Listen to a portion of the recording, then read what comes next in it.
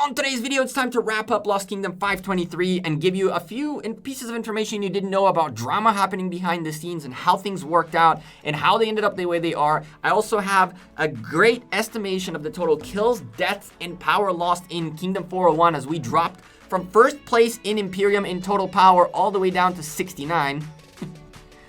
All that and more in this video, so sit back, slap a like on the video, and let's go.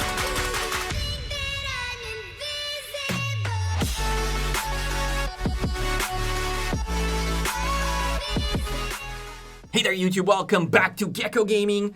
It's almost over. Last few hours of this KVK and we out of here. But before we go, I want to tell you guys a few of the things that we didn't talk about, show you a few final results and a bunch of other things. Before we start though, don't forget of course to slap a like on the video and subscribe down below for more Rise of Kingdoms content, because there's a lot more coming out in this channel very, very soon. Well, every single day, like always. But anyway, when we started this KVK, it was very clear that we would be 2 non-Korean kingdoms and 9 Korean kingdoms. To make matters worse, trying to get into that Korean group and maybe pull a kingdom out became extremely difficult when we were hinted that this was going to be the more than likely outcome, which is the 2 non-Korean kingdoms in one camp and the rest in their own camps, which meant that even if 490 wanted to be our allies or 534 wanted to be our allies, they couldn't because they'd be surrounded with enemies, which would then make them useless and everything would be useless for them. So I'm not saying 534 or 490 wanted to be our allies. I just used them as an example. But a lot of people are like, oh, if you only did better diplomacy, like they had any clue what kind of diplomacy happened in the background. The end result doesn't mean what the method was or what the way was. The end result is the end result. Whether diplomacy happened or not is a completely different story. But tell me, which of you kingdoms would have agreed to kill the other 2 kingdoms in your camp to join us? I don't think any of you would, unless your whole camp joins. And now it's a separate story. But now you got to get 3 of these kingdoms against the other 6. That doesn't happen. That just simply doesn't happen. So we got stuck in a 2v9. To add fuel to the fire, not every single kingdom has the guts to go on a 2v9. Let me make a statement that is a very, very, very factful statement. If 554 would have stayed the same way they were in the beginning of KVK, we would have won this KVK. We would have destroyed 9 kingdoms. And not because they're bad, but because 554 was that good and 401 was that good, in my opinion. The issue was, on top of everything, and for the record, I'm telling you things that happen. I'm not making excuses because we're going to talk about who won and who lost momentarily. 554 had a massive migration out of them in the beginning of KVK. People just didn't want a 2v9. They don't see the easy rewards. They don't see that there's disagreements within the kingdom. And so why fight a tough 9v2 that is winnable and lose a lot for it if you can go fight a 5v5 somewhere else and lose very little, fight very little, and win, right? That does happen.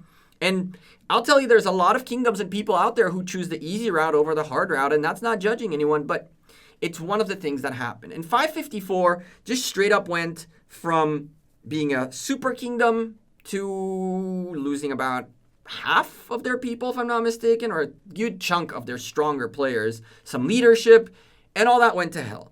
And on top of all that, they fought there's this KVK. This tells you how much the people that stayed in 554 are nuts. Because even when they lost majority of a strong part of their firework, a ton of their leadership, a lot of their strong players left, they stayed and did what they could.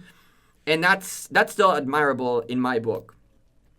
From there, we landed into chaos. The first fight happened on the sides of the map against earth and water, and they were tough fights. Both fights were incredibly tough. Thankfully, 401 ended up ahead, either by them pulling back or by us managing to actually push them back. Either or, doesn't matter. But the one mischief that happened was Wind Camp. Now, Wind Camp, from the beginning, had issues with earth and water. Now, my understanding is that some of these issues come from 538's content creator, Chuni. Chuni is a great content creator in my opinion. I like watching him even though I have a single slight clue, nothing about what he says, no word that he says I get, but he's insanely entertaining. But he's not everybody's cup of tea, kind of like I am not everybody's cup of tea in the Rise of Kingdoms community. Plenty of haters out there. And so there was a little bit of disputes, and the wind camp just did their thing. They fought water and earth and eventually managed to reach an agreement. From there, Zone 6 opened up, and it was essentially earth that we had beaten quite nicely and water that we had beaten quite nicely, now being reinforced by wind, all on us at the same time on two frontiers. Y'all saw all of that happening and much more on the streams and all that. And we ended up losing our Zone 6s and losing our Kingsland. Remember that we fought our Kingsland for a very long time without circle buffs. We've done a lot of things without circle buffs, without any buffs. We lost buildings, we lost area, we lost territory, we lost everything. But we never gave up. When it came down to the last few days, the three coalitions on the Korean kingdom united and talked who gets what, like every other group, right? And some of them messaged me, and I'm still talking to some of them as members of the Rise of Kingdoms community who are trying to get into the community beyond just the Korean community, which is very admirable. And they told me a lot of the stories that happened there. They told me that even as a joke, they raised 401 as the kingdom that should take the ziggurat, and it almost actually happened. They were so impressed and happy with the fight that we gave them and the fight that they gave us in the whole scenario that they were even they legitimately talked about giving us the ziggurat as a sign of respect, which is actually bonkers. When have you ever heard that happen in a KVK before? Now you can say he's lying and you can say he's making things up to make it, to inflate the story and yada yada. I don't care. I'm telling you what I know. But what I do know is that Earth and Water agreed that Water Camp should take the ziggurat. But Wind Camp was not about that life. Now, Wind Camp, from the beginning, were the problematic child. And they got insanely greedy. They wanted all the rewards. They wanted to end up at the top. They wanted the 2 Ruined Crusader fortresses for themselves. And they wanted to be the heroes of the story. And the matter of the fact is, Water and Earth fought enough against us. And honestly, Wind barely did. That if Wind wanted to brute force their way through these guys, they could have, just because we have already done most of the work, right? And so I would assume that that's to an extent why Water agreed to certain things, but they did not agree to give up the Crusader Fortress, and Wind didn't care. In return, Water said, well, if you guys are going to be a-holes, and Wind and Earth said, if you guys are going to be a-holes, then we're not going to fight fire anymore, us.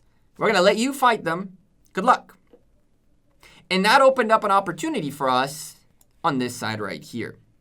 Because one of the things that you should know is that the Water Ruined Crusader Fortress was supposed to be Wind's second one.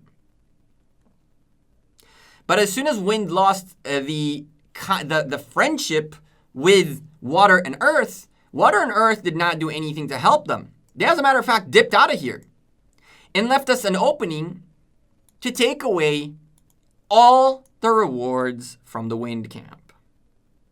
That is right. Kingdom 401, Coalition 401 is going to end up KVK with a Ruined Crusader Fortress of an enemy camp. All this is essentially Wind Camp being insanely greedy and causing their own allies to just not want to be friends with them no more. And we almost took everything away from the Wind Camp. Everything. We weren't going to go for the ziggurat. We respect the Water Camp. We respect the Earth Camp. They're respectable people. But when it came to Wind, we were not going to let it go. And we pushed and pushed and pushed, and there's nothing you can do right now anymore. Because guess what? The ziggurat only opens up in about 8 hours worth of contest. And guess what? That's half an hour after KVK ends. And so, 401 will officially get this Ruined Crusader Fortress. And now let's start talking about winners and losers. A lot of you people talked about how if you guys didn't banner diplomacy, you would have won this KVK. The question I want to ask is, what is winning KVK in your opinion? Let me know in the comments down below what a win in KVK is. Some will say grabbing the ziggurat and having it at the end is the victory. That is what's defined by the game mode. If that's the case, then the Water Camp have won. Congratulations. Hats off to them. Yes, I'm going bold. Life sucks. It is what it is. Move on. Anyway, hats off to them. It was a great fight. It was an unbelievable amount of fun. Thank you for great KVK, and I hope you enjoy your end game rewards. But if you go take a quick peek at the rewards, you'll notice that there are a total of 5 coins available out of this event. 4 of which are attainable to anyone and 1 for the top 20 in honor. 1 of which, of the 4, being an individual kill reward, which means 3 coins are up for grabs when it comes to coalition and when it comes to your final results. 1 of them being holding the ziggurat at the end. 1 of them is controlling 1 other camp's Crusader fortress. And 1 of them is controlling 2 of the other Crusader fortresses. If we take a quick peek at the map, what you will find out is that we own this Crusader fortress right here, down below, as I showed you. Water Camp own ours. Wind Camp has this one, and Earth has this one.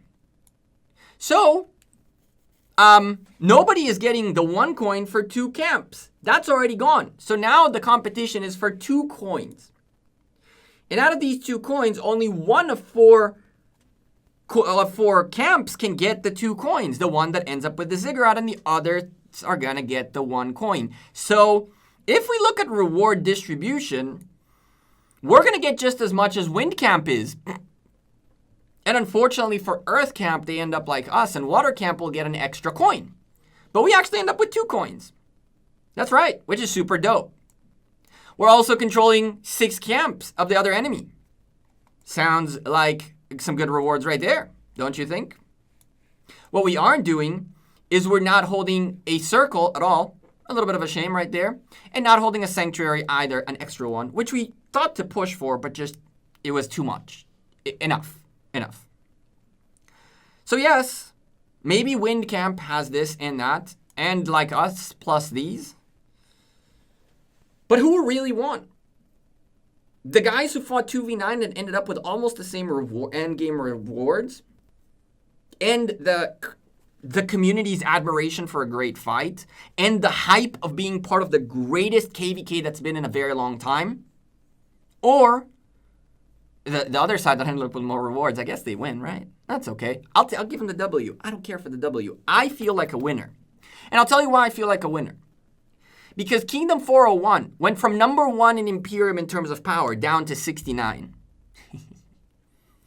We got well over 8.1 billion kills this KVK. 8.1 billion kills across the 3 main alliances. And for the record, all 3 haven't finished doing their math, their final tabulation of how many kills, deaths, and all that. So this is estimated and it's still going to go up.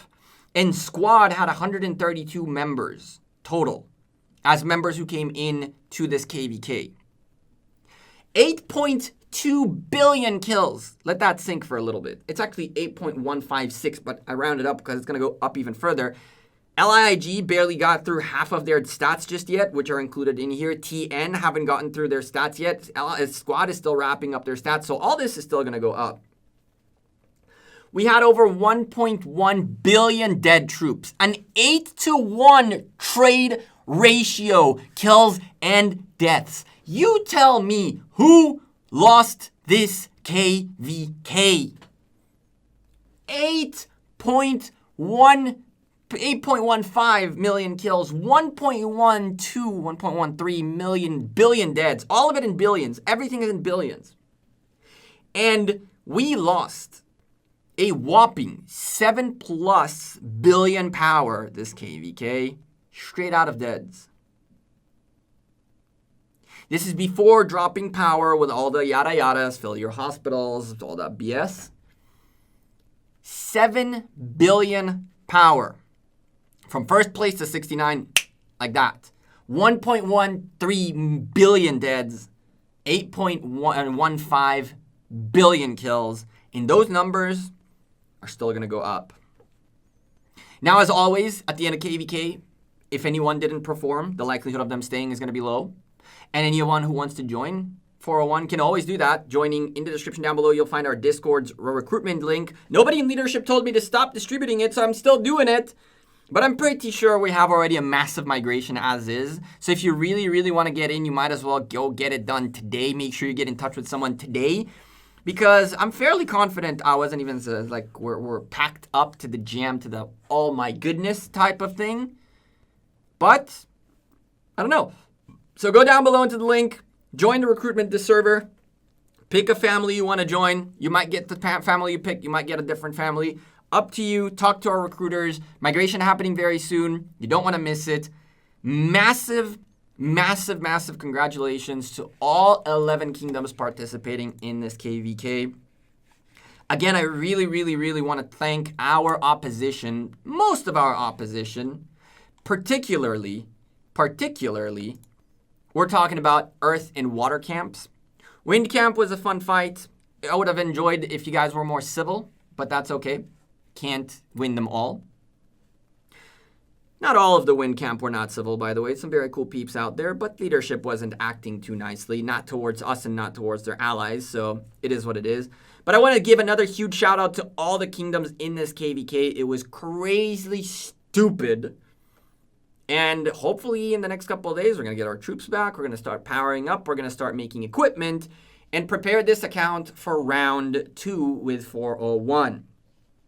In the meantime, the jumper is starting to gear up towards its upcoming KVK, and we will start shifting focus towards that account yet again. But of course, until that happens, we're going to cover events, commanders, and all that good stuff in this channel like we always have been.